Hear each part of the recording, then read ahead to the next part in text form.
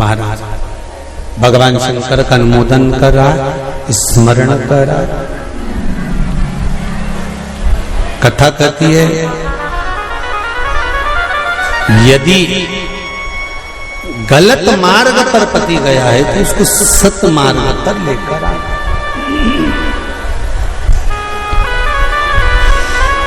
सत मार्ग की ओर लाने का प्रयास। चंचुला देवी, आपका पति प्रेत योनि में पड़ा हुआ है और आप कहती हो कि प्रेत योनि में मुझे जाना है, पति के लोक में मुझे जाना है, ये श्रेष्ठ नहीं। गलत मार्ग पर कोई चला गया है तो उसको सत मार्ग पर खींच कर लाने का काम किसका है? जम के बोलो जरा। धर्म पत्नी का है कि अगर पति गलत मार्ग पर चले गया तो उसको खींच कर लिया।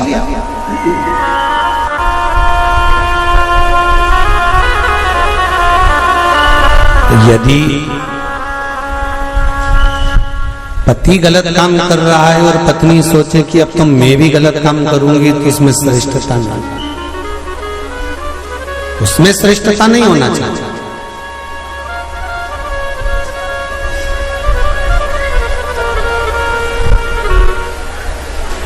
अब मेरे उघड़दानी मेरे भोलेनाथ ने कहा, चंचुला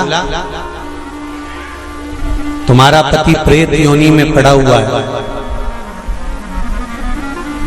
केवल एक धर्म पत्नी ऐसी होती है जो पति को प्रेत योनि से भी छुड़वा सकती है। श्रावण शिव महापुराण की कथा बड़े ध्यान से सुनना मेरी जीजियों, स्मरण करिएगा जरा कि धर्म पत्नी में वो बल होता है कि पति को प्रेत योनि से भी छुड़ाकर बाहर कर सकती है। धर्म पत्नी, धर्म पत्नी।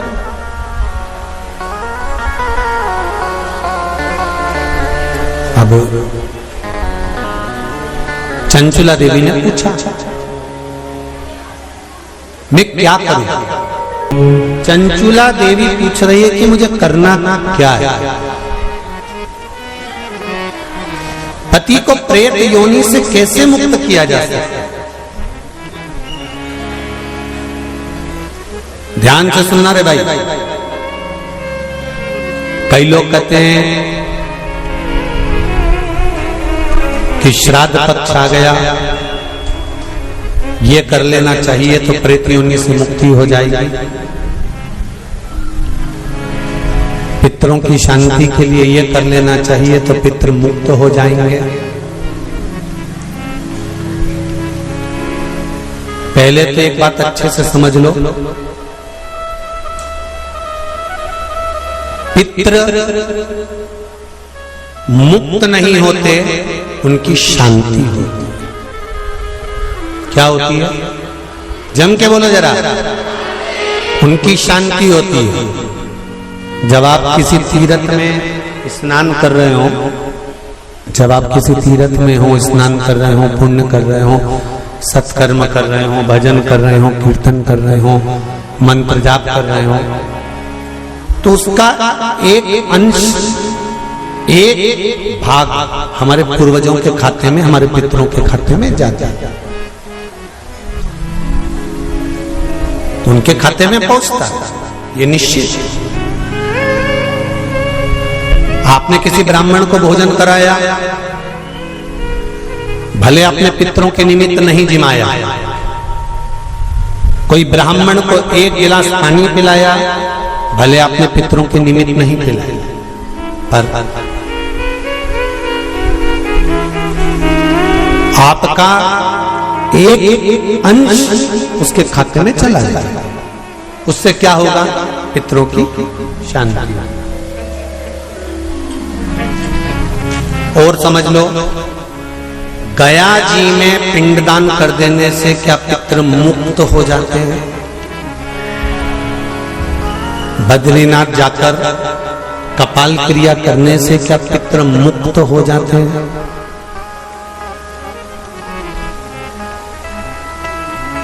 भाई,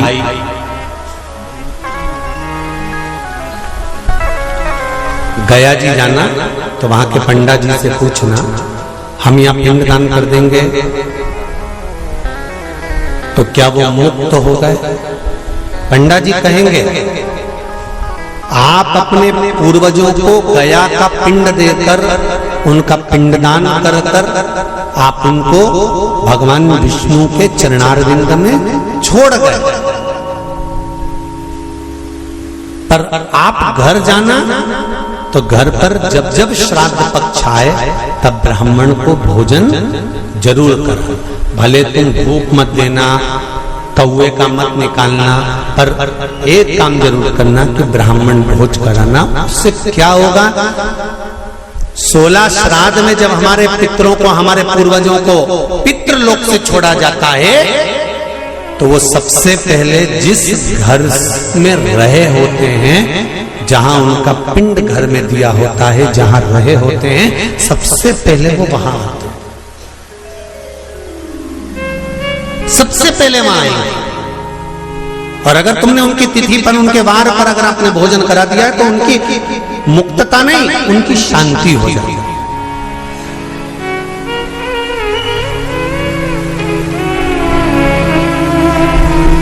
पितरों की मुक्ति कैसे, उनकी मुक्तता कैसे, प्रेत योनि की मुक्तता कैसे? तो कहा जैसे भगवान का नाम लेने वाला व्यक्ति दूसरा जन्म नहीं पाता, उसी तरह भगवान का जो भजन करते हैं, कीर्तन करते हैं, मंत्र जाप करते हैं, या शिव महापुराण की कथा, राम कथा, भागवत कथा, विष्णु पुराण आदि जितनी भी पुराण हम श्रवण करते हैं, हमारे श्रवण करने का एक भाग हमारे पितरों के खाते में जाता है, तो उस कथा के फल से उनकी मुक्ति हो जाती है, उनकी कथा के फल से मुक्तता। प्रेत योनि से मुक्त हो गया धुंधकारी, बिंदुक प्रेत योनि से मुक्त हो गया, काय से हुआ? शंकर का स्मरण, शिव महापुराण की कथा का रस तत्व ग्रहण करना, राम कथा, भागवत कथा का मात्र स्मरण करना, उससे मुक्त।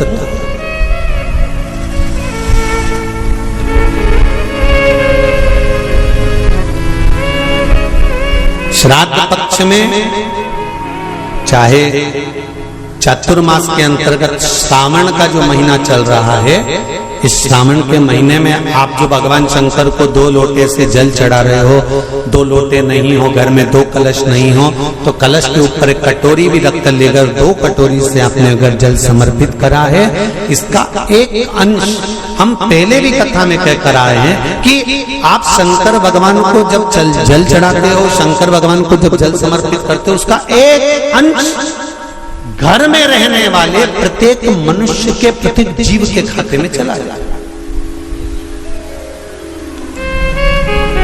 सारी समस्या का हल,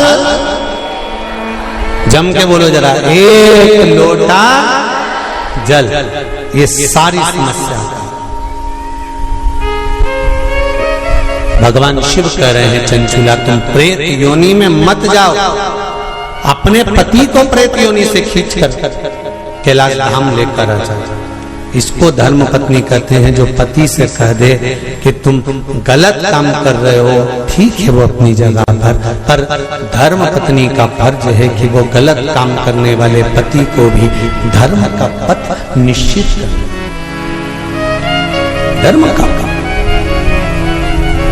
तेरा ही दिया मैंने खाया पिया है, तेरा शुक्रिया है, तेरा शुक्रिया है। चंचुला देवी ने पूछा कि मेरे पति को प्रेत योनि से छुड़ाकर आपके चरणों में लाने का तरीका क्या? उसका तरीका है क्या? तो कहा उसका केवल एक तरीका है। भगवान शंकर कहते हैं एकाग्र चित्त होकर कोई अगर मेरा गुणगान करे, शिव कह रहे हैं चंचुला देवी शंकर का मात्र गुणगान करने वाला, शिव महापुराण की कथा को मात्र श्रवण करने पर तेरे पति प्रेत योनि से छूट जाएगा। चंचला देवी ठहाका लगाई, हंसी, मुस्कुराई।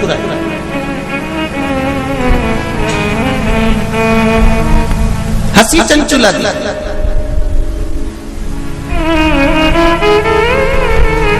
अब देखिए, कोई व्यक्ति समझा रहा है, आपकी सास बहू को समझा रही है और बहू सिर पर पल्लू लेके ठाका लगाकर खूब जोर जोर से हंसे, तो ईमानदारी से बोले सास को गुस्सा नहीं आएगा? कैसी पगली है, अकल का सब बेच खाई इसने। मैं समझा रही हूं और ये ठिठोली बना रही है। मैं इसको समझा रही हूं और ये मेरे ऊपर हंस रही है। सास बहू को समझाए और बहू खूब ठाका लगा लगा कर हंसे तो सास को बुरा लगता है। शंकर भगवान के सामने चंचुला देवी हंसी, पर मेरे शिव जी को बुरा नहीं लगा। क्यों? शंकर भगवान कहते हैं कि ये मनुष्य का शरीर जो मिला है ना, 60 साल, 50 साल, 70 साल, 80 साल, 90 साल, 40 साल, आजकल उम्र की कोई सीमा है क्या? 100 वाले, 90 वाले तो बहुत कम मिलेंगे साहब। जितने भी मिलेंगे आप कहीं पर भी सूचना पाओगे 65 का था, 70 का था, 72 का था, 80 की तो बॉर्डर कबड्डी जैसे छू के आते हैं कहीं कहीं के। 80, 85 और 90 की बॉर्डर तो कबड्डी जैसे छू के आते हैं। कहीं कहीं के होते हैं जो तू करते करते वहां तक पहुंचते हैं और 80-90 की उम्र को छू के फिर आते। नहीं तो आज का जमाना तो 70 हो जाए, 80, 70, 75, 70, 75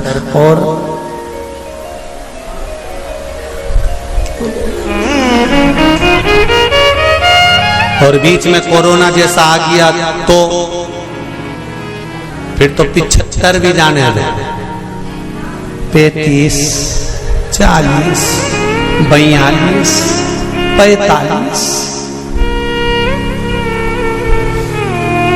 और अभी भी देखो, आप देखिएगा जो कोरोना महामारी में जो बुढ़े बुढ़े लोग हैं ना, कई बुजुर्ग लोग आज भी सेफ हैं और उन्हीं के पड़ोस में रहने वाला कोई 33 साल का, कोई 40 साल का, कोई 45 साल का, कोई 50 साल का, उन्हीं के पड़ोस में रहने वाला। और कई कई बूढ़ी बूढ़ी माताएं तो आज भी कह देती हैं, भगवान हमको उठा लेता, इनको बेचारे को बचा लेता। भगवान भी मन में सोच रहे, डोकरी को कौन ले जाए? अरे भाई, हंसते हंसते मृत्यु भी उसकी आती है जो शंकर का उपासक होता है, भगवान का भजन करने वाला। हंसते हंसते मृत्यु भी उसी की आती है जो शिव का उपासक है। नहीं तो इंजेक्शन बॉटल और शरीर सड़ रहा है, पड़ा है, गल रहा है। बउओं ने 4 बार गोबर लीप के गीता जी सुना के नीचे सुला दिया, 3 बार गंगा जल भी पिला दिया, पर डोकरी फिर बोली चाय लिया, फिर तो पीते से उसका कर तो फिर उठते गए।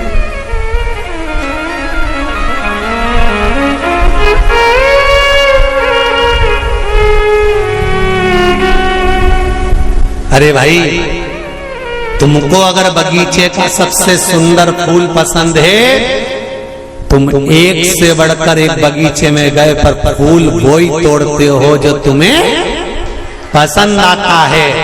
मेरा महादेव संसार में से उसी को उठाता है जो महादेव को पसंद आता है। ये शिव है जो महादेव को पसंद आता है, नहीं उठाएगा जब तक। तुम चाहे गीता जी सुना दो, चाहे गंगा जल पिला, चाहे किसी महाराज से पूछ कर कितना भी दान करा दो, हमने काहे दान कर दी। पंडित जी को बुला के गाय भी दिलवा दी, एकादशी भी छोड़ दी, पर ये नहीं छूटी।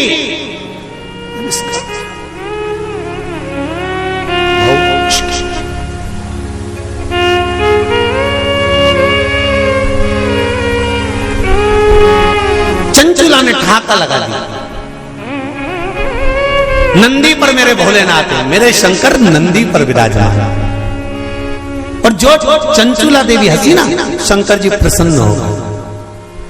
सास समझाए बहू को और बहू हंसते जम के, तो सास को बुरा लग जाता है। मेरे महादेव को मुस्कुराने वाले पसंद है, वो कभी बुरा नहीं मानता कि कौन हंसा, उसको मुस्कुर। इसलिए आपको कथा में कहा, आपके पास में अगर एक लोटा जल नहीं है, बेलपत्र नहीं है, आपके पास में चावल का दाना नहीं है, फूल नहीं है, तो क्या कहा था, शंकर जी के मंदिर में जाना और उसको देखकर एक स्माइल कर कर मुस्कुरा कर भी आ जाना। शंकर जी भी समझेंगे इतना दुख इसकी जिंदगी में है, तो वो भी मुस्कुरा रही है, तो पार्वती जी भी कह देगी चिढ़ा रही है, काहे का मुस्कुरा रही है, वो चिढ़ा के कह रही है कि दुख तुमने दिया है तो मिटाओगे भी तुम, इसलिए मैं मुस्कुरा रही हूं कि मेरे दुख को मिटा देना। जैसी प्रसन्न होकर मैं आई हूं तुम्हारे मंदिर में, ऐसी प्रसन्न कर कर भेजना, ऐसी प्रसन्न। इन शब्दों में मेरे गुरु शिव रूपी गुरु का नाम, शंकर का नाम, इससे ज्यादा मुझे कुछ नहीं चाहिए, इससे ज्यादा मुझे कुछ नहीं। चंचुला देवी हंस ली, मुस्कुराई, ठाका लगाया, शंकर जी को पसंद आया। अब और अच्छी बात सुन लो, बहुत अच्छी बात है, श्रावण से महापुराण में मिली है। वो तो ये दोनों जजमान थोड़े दमदार अच्छे मिले हैं ना, तो कथा का भी एक आनंद श्रावण के महीने में मिल रहा है। जरा देखिए, जरा सुनिएगा।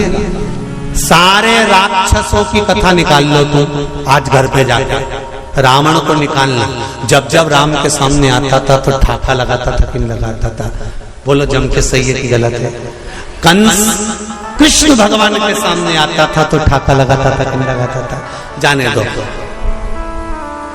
पूतना, तृणावर्त, अघासुर, बकासुर, इनको भी, और जितने जितने जितने जितने तुम राक्षस निकाल सकते हो, तारकासुर, भस्मासुर, रावण, ये जितने जितने असुर हुए इन सब को देख लो, भस्मासुर, ये सब, और भी तुम जितने सीरियल निकाल सकते हो, नाटक, उनमें देखना।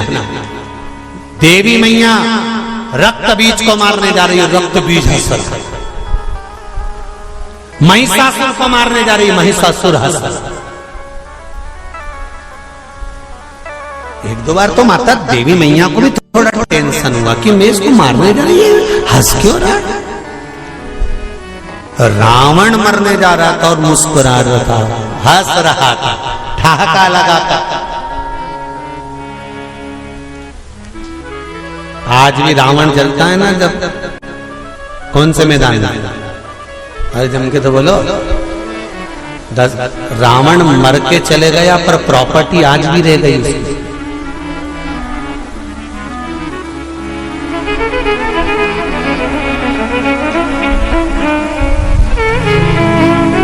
रावण चला गया था पर पूरे भारत में प्रॉपर्टी आज भी रावण के नाम से है। तुम्हारे जिस नगर से तुम आए हो वहां पे आज भी मैदान का नाम, जरा जम के बोलो, दशहरा मैदान।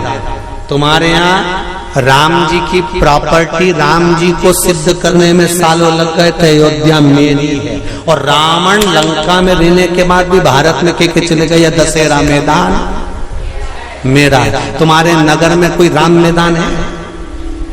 अरे बोलो तो जब, कृष्ण मैदान है? नहीं, पर पूरे भारत की भूमि पर हर गांव नगर शहर में एक मैदान जरूर मिले, दशहरा मैदान। इसलिए तो रावण हंसता था, मुस्कुरा, प्रसन्न होता, आनंदित होता।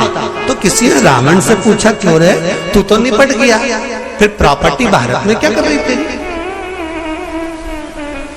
रावण जहां जले उसका नाम दशहरा मैदान। राम जी का आज तक कोई मैदान नहीं कि राम मैदान, दशहरा। रावण से पूछा गया कि ये तेरा मैदान आज तक क्यों है? रावण बोला ये मेरे मुस्कुराने का कमाल है। ये मैं जो मुस्कुराता था ना उसमें मेरा भोलेनाथ कायल हो जाता था। बस इसीलिए कहते मुस्कुराने में सब कुछ छुपा हुआ, सब कुछ।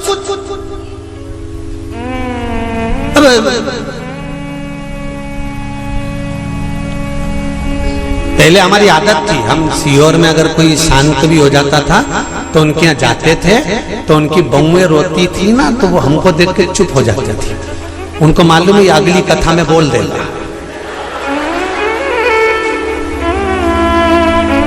तो बहुएं चुप हो जाती थी हमको देख के। उनकी डिजाइन नहीं तो कई बहुएं ऐसी अल्लाह अल्लाह के रोती थी, सांस मर जाए तो खूब अल्लाह अल्लाह के रोए, ऐसी रोए। तो मन में बाद में तो आता ही था कि बताओ हमको काकी मिली थी और पहले कह रही थी कि मैंने 3 दिन से इनसे कह रही कि मेरे को गर्म चाय दे दिया करो। जब बेटों की चाय बनती है तब मुझे चाय देने आती है, तब तक चाय भी नहीं देती। और आज अल्लाह अल्लाह के रो रही हमारी अम्मा मर गई। तो बोलो याद आएगी कि नहीं आएगी? तो अब रोने से कौन सा फायदा है? इसीलिए निवेदन है 25 लाख की गाड़ी में बैठने वाले भी एक दिन 25 रुपए के लोटे में भर के गंगा जी चले जाता था।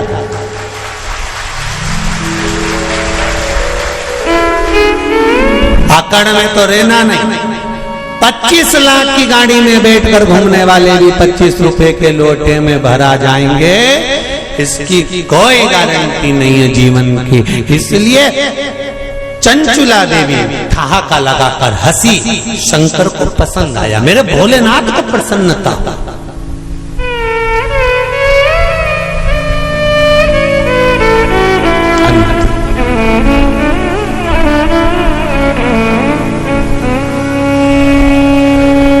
मृत्यु की घड़ी में मौत तुम्हारे सामने खड़ी है और तुम्हारे चेहरे पर स्माइल होगी ना तो यमराज भी टेंशन में आ जाएगा कि ये हंस क्यों रही है।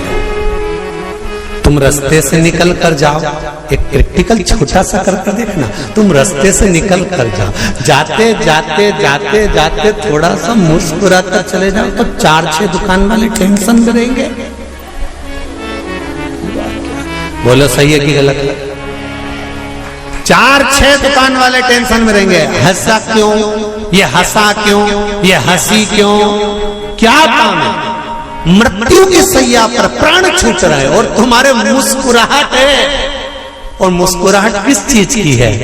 कोई आए ना आए, अंत समय पर मेरा महादेव आए। अंत समय पर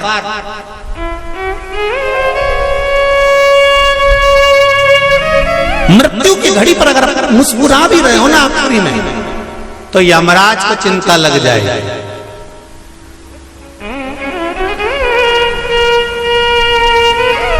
और सरल समझ लो,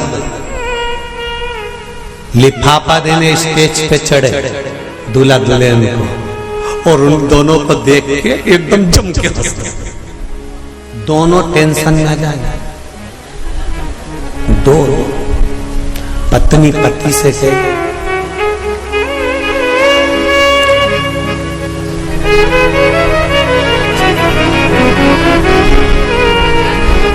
फिर पति भी कहेगा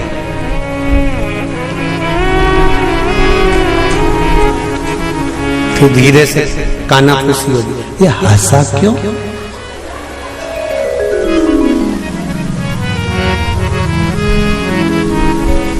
और फिर वो दूसरी बार आए और फिर जम के तो पूछोगे कि नहीं पूछोगे? इधर आ रहे हो बेरू, इधर इधर ये बता कि तू स्टेज पे आता है और बहुत तेज हंस के जाता है, बात और टेंशन दोनों को है, बात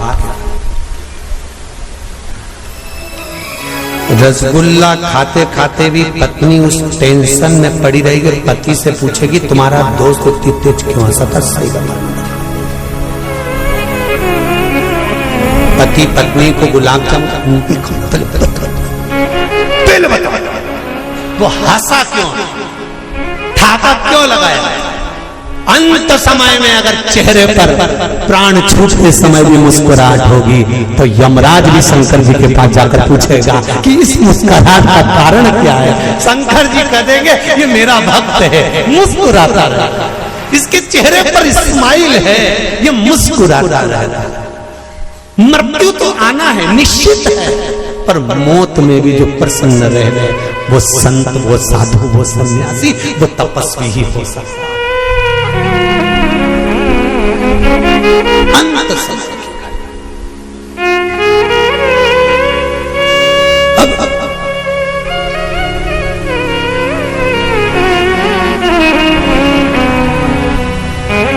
शिव जी को टेंशन नहीं हुआ, शंकर भगवान को बड़े प्रसन्न हुए। शिव जी ने कहा सोचा मन में इतना अच्छी बात है, आज चंचुला मुस्कुराई है, ठाका लगाकर हंसी है। चंचुला से पूछा तो क्यों हंसी है, तेरे हंसने का कारण क्या है, मुस्कुराने का कारण क्या है? चंचुला देवी कहती है मेरे मुस्कुराने का एक कारण है, आप अगर मुझे मार्ग बताते हैं कि पति के लोक नहीं जाना है तो मैं पति के लोक नहीं जाना चाहती। ये बताओ कि मेरे पति को इस कैलाश पर आपके चरणों में कैसे लाया जा सकता है? शंकर भगवान ने कहा मेरे पास लाने का सबसे सुंदर तरीका है भगवान की भक्ति में डूब जा, अर्थात जो तेरे हृदय में बैठा है, राम तुम्हारे हृदय में है तो राम की भक्ति करो, कृष्ण हृदय में बैठा है तो कृष्ण की भक्ति करो, माँ अंबिका तुम्हारे हृदय में बैठी है माता की भक्ति करो, और शंकर अगर तुम्हारे हृदय में बैठा है तो शिव की भक्ति करो। चंचुला देवी कहने लगी मैं कहाँ किसको ढूंढने जाऊंगी, वैकुंठ में भगवान विष्णु है, ब्रह्मलोक में ब्रह्मा है, इंद्रलोक में इंद्र है, पर पृथ्वी पर मृत्यु लोक में तो मेरा देव अधिदेव महादेव है, तो इसी से मेरा पाला है, तो इसी का नाम क्यों नहीं जपना?